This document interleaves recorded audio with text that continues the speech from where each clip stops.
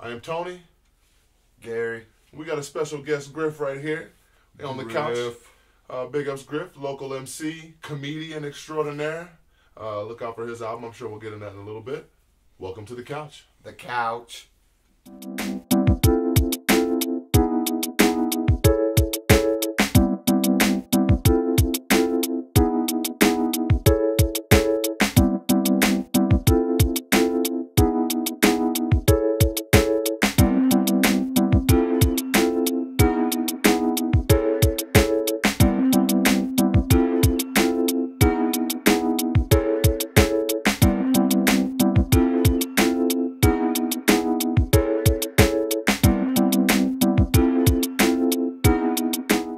Welcome back to the couch. I'm Tony. Gary. This is my main man, Griff, right here. The topic of discussion today is actually Ludacris-BURNIng Bridges, EP, LP. It's just called Burning Bridges, but I call it an EP. You call it an EP? But there is a trend nowadays that is with these new albums that are coming out. They're very short, real short. Yeah. So this could be a Prime was short. Prime was short. Yeah. Right, and and Run the Jewels was kind of short, and there's been a couple of other albums. Yeah, it seems they're stopping, calling it LP, EP, or whatever. Yeah, they're just coming out with putting some shit out, and that's what it is. Right. Short album. And also, I want to say this is actually submitted album. Someone told us we should do this. Right. This is actually a listener, audience, viewer choice, and we went ahead and want to go ahead and review this, right? Yeah. So we got big up to Dion first. Yes. Doing the family thing. Peace out to Dion, all of that stuff. Big ups. He'll be here shortly. You know what I mean, on the next episode or two. But I would like to get into this, my man. So my man Griff, the Ludacris-BURNIng Bridges album. What was your first kind of idea about this record? What did you think about this record when you first put it in, man? Man, it kind of caught me off guard because I didn't even know it was coming out. Right. It's just kind of surprise release. Ludacris trying to say he's back, he's relevant. Sure. And then it was a free download, which I appreciate. Yes, free. Which is becoming more of a trend as well. And Google Play, right? It's a Google Play exclusive, free download, right? Google Play exclusive. Yeah, so it was weird though. When I first heard it, I was like, this is different. He's talking to us about the troubles of being rich and how tough he got it, Right? It's always weird to hear that because I've never been rich, so I don't know what those problems are. But it kind of seems like they might be better, Well, sure. Maybe rich problems are way better than broke problems. You say no a little more, right? No, you can't borrow money, But to be honest, guys, when I put this record in, I actually was pleasantly surprised. Right? I had this idea when I was coming to listen to this record that it was going to be shitty, dubstep, techno-y, you know what I mean? Super radio friendly. I really thought that was what was going to go on in this record, and I actually feel like Ludacris actually paid a little more attention to his lyricism on this record, as opposed to the catchy hooks and beats that that I was expecting from a guy from his genre of hip hop. You know what I mean? And he's been gone for a minute because he's been fast and furious for at least 5 years. Hey, now. He mentions that in the record too. Yeah, right? he said. Yeah, I think he says 5 years in the. Yeah. And so I was, I'm like, cause fuck those movies too, So I kind of am on some. Right. I've never been a fan of Ludacris, and he's been gone for a while, and you'll hear guest verses, and on the Big Boy album, which we did last year. It wasn't that great, so I wasn't expecting a lot. His Ludacris's feature on the Big Boy album is what you're talking about. Yeah, and it wasn't that great. So, I didn't like Ludacris. He switched to actor, did some guest appearances, which weren't great. Right. And then just put this out of nowhere, so I wasn't expecting much at all. And then the concept behind it, you could get lost real easy, and maybe that's why it's 6 songs. Yeah, but maybe. So I came looking for it to be way down here, so I got kind of really surprised by it. Yeah. Some of the songs I expected to just be garbage, shitty because of the features on it. Sure. Actually turned out to be pretty fucking good songs. Sure. Before we got rolling, you and Griff were actually talking about the most successful country hip hop collaborative track, right? How about you guys kind of let the viewers know what you guys are talking about on that one? Well, we don't have there's not a lot to go off, but there's Nelly and Tim McGraw, Right. you know, that's scraping along the floor, you know, and then there's this Jason Aldean Ludacris mix in this song. Don't forget the LL. Right. Yeah, you know, and that's what I'm saying. That's the other two. Like, I don't want to forget the LL. And see, like Nelly tried to be Tim McGraw, Right. you know, and I think maybe it's because Jason Aldean realized he was coming into a Ludacris song, and he Wanted to change things up himself. Yeah, he made the change up to where he came into more of a Hip hop R&B song. Yeah. You know, like I can dig that. So in that's probably more successful, you guys think, or? Yeah, I would think so, man. Just because it seems to go together more. Yeah, it's a fluent song rather than two people trying to force themselves to collaborate. Like a few people have been trying to bring the genres together for a few years. Yeah, now, that's the truth. That's the truth. Why? But you know, this time they actually may have pulled it off. Right. And I think it's more because the country artist came and flexed to the style of Luda. As opposed to Luda trying to dumb down or whatever to be country. And Luda came hard on the track. Oh, yeah. Luda came, I mean, he spit on the track. Speaking of Luda coming hard, right? I actually feel like the illest that I think I saw Luda on this album was the intro. Yeah. I agree. I think that the intro track, he is just showing you where he's been, what he's talking about. He kept his lyrical prowess on that one. And he kind of lost it after that. But, I mean, I think that he really came in with that intro super hard. It was a damn shame that he sent all of that energy on the intro. Okay, he's been gone for a minute. Right. Like he talks about later in the album about people telling him he's had to come hard. He's had to come hard. So the first thing that came out of his mouth had to make you continue to listen to that album. Sure. So he went full raw on the mic for that intro. He made sure that you were like, okay. Yeah. Okay. Yeah, I can dig that, man. I can dig that big time. Now, I'm not saying that I'm a giant fan of this album, but because I thought it was going to be so bad, yeah. It wasn't that as bad as maybe I thought it was going to be as well. There's definite low parts of the album, like Rick Ross. That's the second track. That's the second track, right? The Money joint, right? Right? Yeah. And Money would be an okay song. He loses it a little bit, and he picks it back up. You know, like Ludacris trying to the subject matter. It's all about handouts. He's rich now. Everybody's coming at him. You know, he's got a dog, and the person puts their hand out, and the dog bites him. Now they're suing him. You know, like all those stories. Right, you know, right. You know, the whole album's like that. But that song still is okay. But then Rick Ross, all of a sudden, it's like.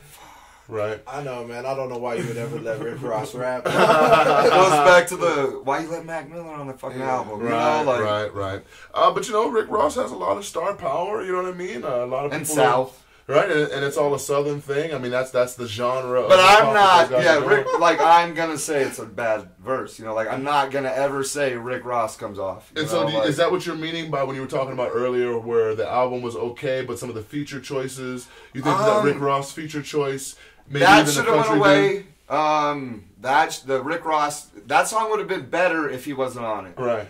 And then like the South connection, time period connection to CeeLo, I get. But CeeLo is trapped on futuristic show tunes right now. Right. Like I said that in the Goody Mob review about how it sounded like it needed to be a Broadway production or the soundtrack to Xanadu. CeeLo is doing that on this album again, you know, with that weird effect that he does and the... Well, you know, I mean, maybe maybe go all the way. You know, it's like weird. You know, like you can't like definitely on some other shit, right? Yeah, it's futuristic show tunes. Like you imagine people in floating chairs sitting there looking at him singing. Like that's what he's doing right now. I'll agree with you on that with CeeLo. Maybe he's just experimenting with those. Another pretty decent, effort from Ludacris on the verses, and then CeeLo does that weird, and he does like four words. Right.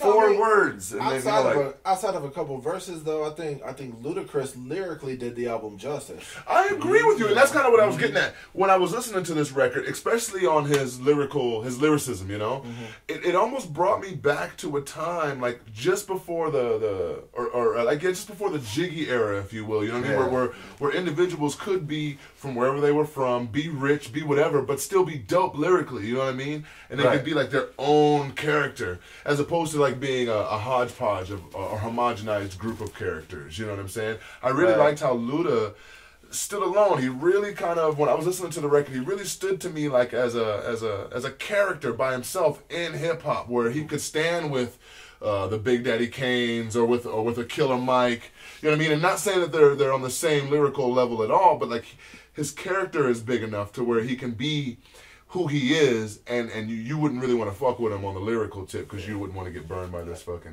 I think that's true, but I mean, at the same time, like, whereas he comes with it lyrically, to me, with this album, there's nothing that's gonna stand out and be remembered. You know what I mean? Like, on Luda's older stuff, and not saying we want the old Luda back or anything like that, but on Luda's older stuff, and there's nothing catchy. Yeah, there's nothing that's gonna stand the test of time. I mean, 15 years later, you still wondering if that bitch moved and got out the way. Yeah, right. And you'll do that. You'll do that forever. I like that. Forever, there'll be a slow person in front of you, and you'll be like, "Bitch, get out the way." Like you'll do the fucking Ludacris shit. And it's just. There's nothing on this album that's like that. But and that's another thing too, I guess. Maybe this album is a testament in showing Ludacris's growth, maybe. Because I do, now that you guys mentioned that is his bread and butter, are those catchy hooks, area codes, throw them balls. And that's why it's so funny. Man, finish. No, I have a point to make. No, go ahead. He has a guest on every song. Right. Okay, but other than Rick Ross, none of them are MCs. Right. They all do the chorus. Right. They do the chorus, or like Jason Aldean does. He does some singing parts, but it's all. CeeLo does the chorus. I think John Legend, right? He does. Yeah. He does a track on here. And the John Legend track is nice, and I mean, it's super nice. But it's Ludacris doing a lot of verses, and then he lets these other guys. Yeah. Like do the chorus sections, and then he did "Good Lovin' with Miguel, and I really like that song, man. I really like that song, and that song actually reminded me of when hip hop and R&B were first starting to marriage together and come together, where you had a really dope MC and a really dope R&B cat, and it had content. I think this record had a lot of content in it as well, even though he's talking about rich man problems. And that's not necessarily something that we can identify with. It was something that I could identify him with. Yeah. You see what I'm saying? And I really thought that this record was good it was as good as he could do. You know what I mean? And so I give him kudos for that. And we were talking about that the other day. He stays in his lane. He's always rapped about what's going on in his life at the time. Right. You know what? While that's not our problems, that's real to him. Yes. You can respect and appreciate that. Hey, that he's maybe a real MC rapper. Dude's got money now. Yeah. He's got money. Yeah. So there's no way to front on that. You know what? And he's struggling from what this album's talking about with all the people coming at him. Right. With the "Remember Me, I'm Cousin Jimmy." Let me borrow some money, like... You remember me from school. Like he's got a lot of those, like it's a lot of mo money, mo problems, I can dig that, and I mean... And that made it... I liked that it was only 6 songs, including an intro, because of that, because it could have got really boring. Maybe that's why he did same such a song short album. Over and over and over again. Because I was listening to the car and just repeat. And my lady was like, "It feels like I listen to the same song over and over and over again." The album overall did have a certain tone to it, like a certain feel, a vibe about it. Like it's a 6-song song. Right. And it just kind of transitions, like the songs just transition. The beat changes up. Yeah. It's the Bohemian Rhapsody. Ludacris-BURNING Rhapsody. The beats change, of course, and all that shit, but what he's talking about doesn't change. It's that, Which is, I guess, how many verses can you do about that? Right, and now that you mentioned that, G-Funk, I actually think that that's kind of depressing, especially thinking about how he is so known for the catchy hooks, and he didn't have one...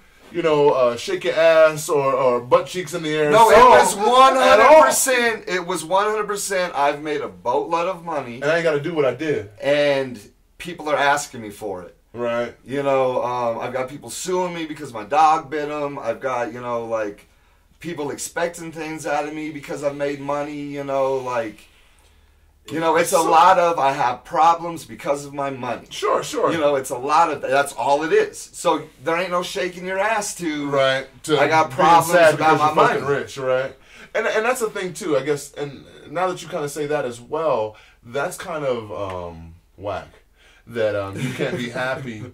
You can't be happy about the money that you have. That's what I said at the beginning. Like, I ain't never been rich, so I don't know about the problems, but it just seems like you just got to tell motherfuckers no. Right. But you know what, man? Like, I think a lot of people are going to hate on the album for that reason. They're going to be like, oh, rich people don't have problems. Yeah, rich people got problems. Look at rich people got problems. Yeah. That's another couch, bro. Another couch. That's another couch. Yeah, you know, like... yeah, you know, it's a lot of that. And, you know, I respected it from, you know, but by that time, Puffy had too much control with More Money, More Problems, so that song was kind of whack, you know. Eminem just did it on his latest album. He did. B.O.B.'s done it, you know, like, not super recent, but, you know, well, that I mean, was his all whole of thing, these, you know. all of these and so rappers. This was 6 songs about that, and it was kind of like, and it was so different from him. To me, those other people made it fit into them. Right. This is so different from what he normally does, you know, but I respected that out of Ludacris because I was expecting that whack ass shake your ass shit. Right. You know, I like, actually think this is him trying to assert himself as some sort of figure in the southern hip hop scene. I think that he didn't feel like he needed to do that because he mentioned that about he's a OG, you know, he's a god, he's all this shit. So he doesn't necessarily have to do a hip hop icon type of shit. And I laughed at the line when he said about if it wasn't for this music. He'd lose his mind if it wasn't for his music. Right. But he's been racing around fancy cars and sitting on computers looking at shit in these movies and Fast and Furious shit for 5 years. Yes. He ain't been doing music at all. You know, and you talking about you be dead if it wasn't for this music. You give it all up. Nuh-uh. Right. You love the money too. Right. Just give us one track about how much you love being able to afford whatever you need. That's true. You know, and I think that I would have been more appreciative if he would have come out that way, you know, as opposed to this other avenue where it's like, I'm rich, he does brag about things, you know, but how he's a real estate maybe guy give us a track about I don't have to fucking worry about my rent or, you know, my mortgage, my whatever, because I've been doing this, you know, like, not I'd give it all up if it wasn't for my music, but I had thought you gave your music up. Right. You know, because you're chasing the movie money. Yeah, you know, like, so for me, there was a lot of demons and, you know, and battles in myself. Like, I hated him because I, you know, like, I disliked him, you know. I actually and liked then he's doing this movie franchise that is like, I actually liked Ludacris when he first came out. I thought that we differ on some things, you know. I thought he was right on time. It wasn't necessarily stuff that I would buy into, that I was buying, but when it was on the radio, if I was out and about at a barbecue. The radio kids needed it. They needed that shit, you know. Ludacris has always been unique, and that's something that's never going to be lost.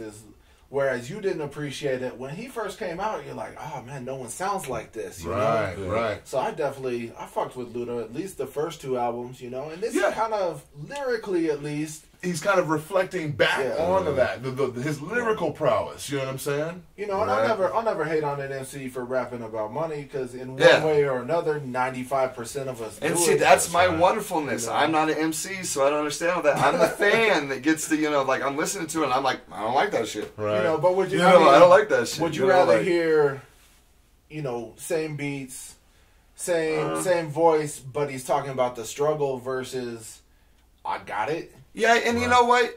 I can go back and respect, like, he was more during that time, you know? But, you know, we got to remember, Outkast was still kind of doing their thing, so, you know, like, Outkast was the kings. You know, man, like, I cannot have Outkast and Ludacris. And I'm not comparing. What I'm saying is Southern rap. Southern rap. You had Outkast that was doing their thing at the time. Bar. Right. Ludacris wasn't coming close.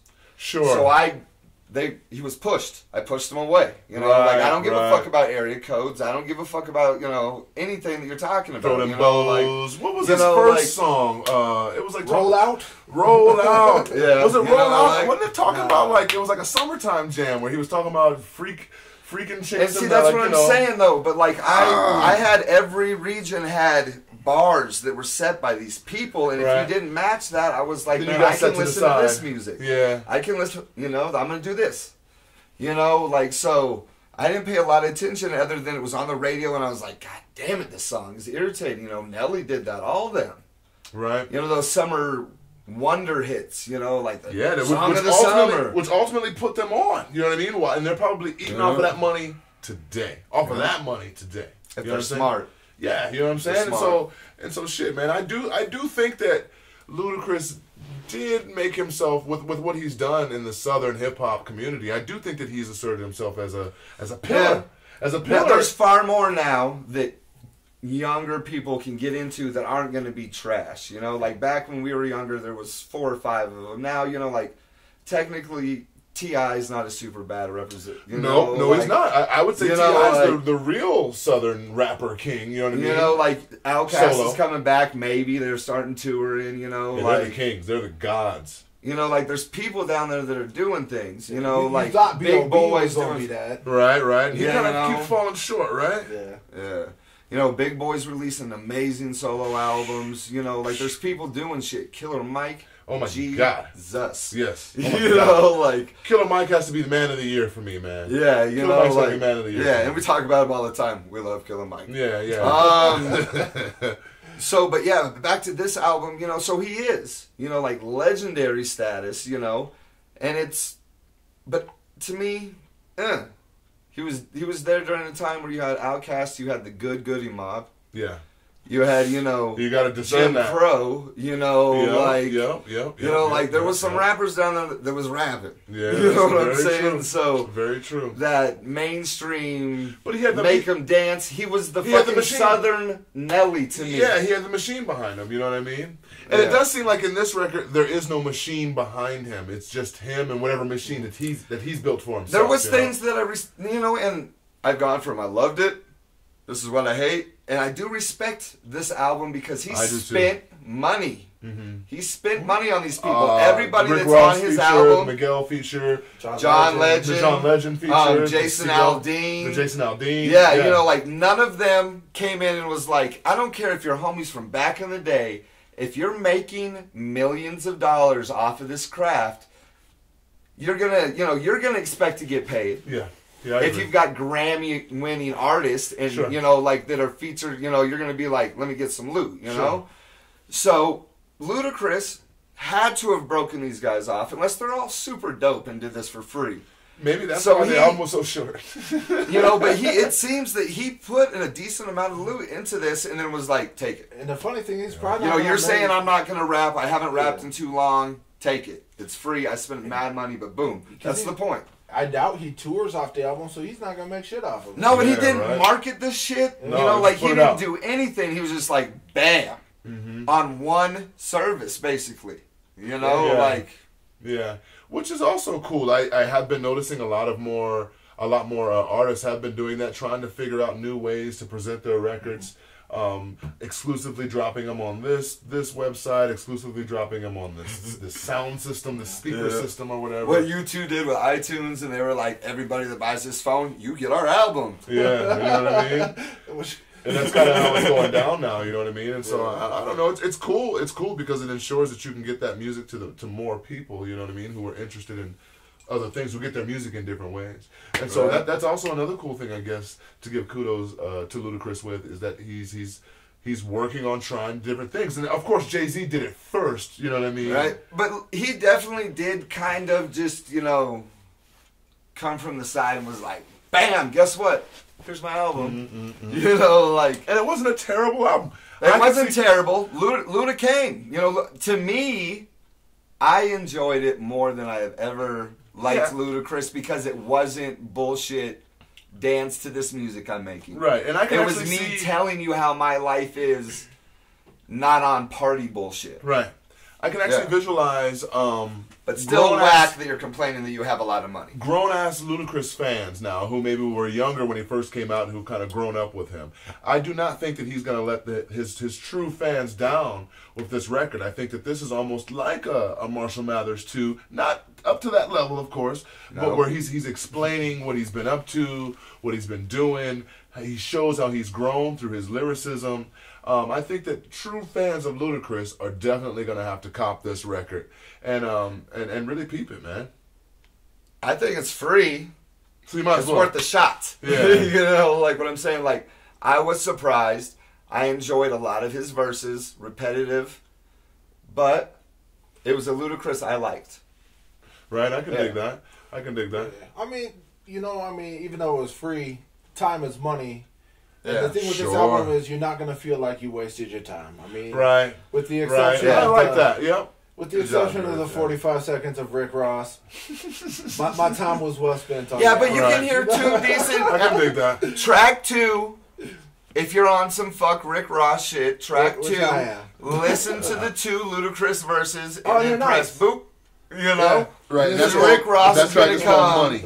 Rick Ross is going to come and fuck it all up. And Yoko Ono the track. Right? The production was dope too on it, I thought too. I thought the production was really progressive and dope, and it didn't get too trappy, too cliche, too genre-y. I thought that he stayed hip hop, stayed Southern hip hop, you know what I mean? I did think so. So my man Griff, we're gonna try to wrap this up in a little bit. We actually do a rating system from 1 to 5 on the couch here, man. And I want to get your opinion on what you would rate this record from a 1 to 5, bro. 1 to 5, I'm at a solid 3.5. You know, 3.5, huh? To me, it's a C plus, B minus album. You know, okay. You're still eligible to play the game. Okay, but you know, it's not on my upper echelon. But yeah, I'm gonna go with a 3.5. 3.5. Yo, G-Funk. Yo, Gary, what you think, man? I'm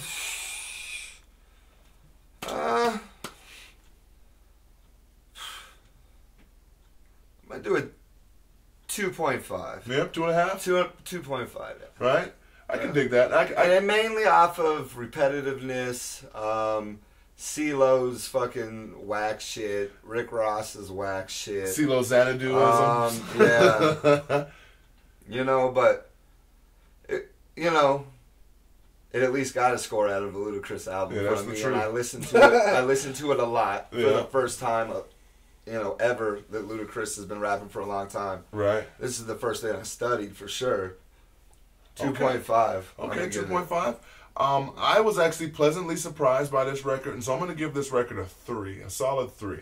I thought that his lyricism was way good, a lot better than what I thought it was going to be. I thought that he was going to get lazy, and with his genre of hip hop, the southern times it was off a little bit, but right. I'm not gonna argue during your scoring. Sorry. I'm not trying to overlook the southern hip hop game, but sometimes the lyricism in southern hip hop can be lackadaisical sometimes, and I'm not saying that for all southern rap by any means, but sometimes it can be. And I really thought that with Ludacris being this rich guy with all of these problems, he really didn't get lazy on his lyricism, and I thought he did a really good job, and so I have to give him kudos for that. I'm gonna give Ludacris's album Burning Bridges a 3. All right.